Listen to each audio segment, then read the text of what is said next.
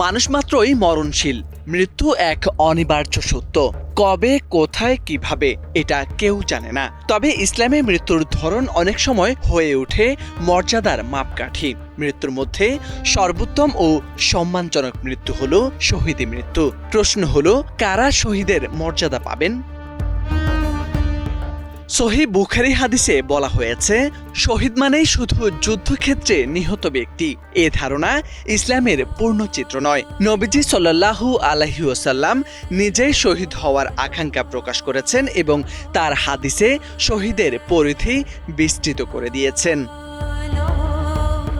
সহিহ বুখারী ও সহিহ মুসলিম হাদিসে বলা হয়েছে, রাসূল সাল্লাল্লাহু আলাইহি ওয়াসাল্লাম স্পষ্টভাবে জানিয়েছেন, আল্লাহর পথে যুদ্ধ করে নিহত হওয়া ছাড়াও আরও অনেক মৃত্যু রয়েছে, যেগুলো শহীদের মর্যাদার অন্তর্ভুক্ত।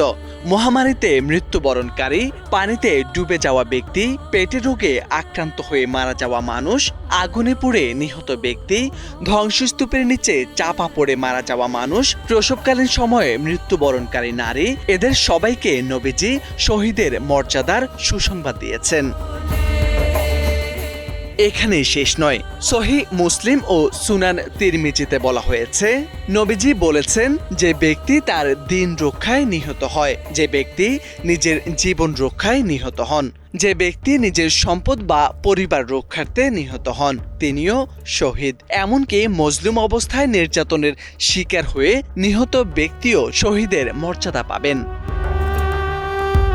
তবে হাদিসের পরিভাষায় এখানে একটি গুরুত্বপূর্ণ পার্থক্য রয়েছে।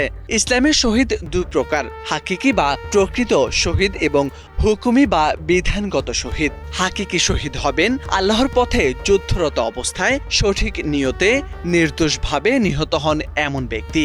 তার জন্য দুনিয়ার নিয়ম আলাদা। তাকে গোসল করানো হয় না, কাফন দেওয়া হয় না, যে পোশাকে শহীদ হয়েছেন সেভাবেই জানাজা ও দাফন হয়।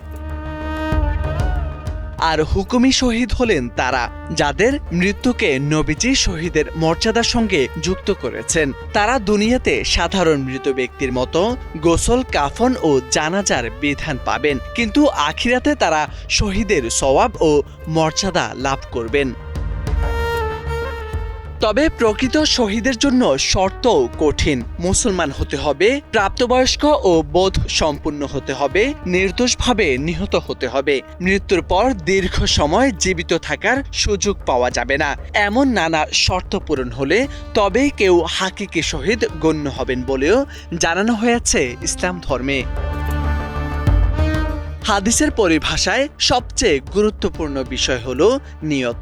নবীজি সাল্লাল্লাহু আলাইহি ওয়াসাল্লাম বলেছেন, যে ব্যক্তি তাওহীদের কালেমাকে সমুন্নত করার নিয়তে আল্লাহর পথে লড়াই করে নিহত হয়, কেবল সেই প্রকৃত শহীদ। লোক দেখানো, বাহাদুরি দেখানো বা খ্যাতির উদ্দেশ্যে লড়াই করলে তা শাহাদাত নয়।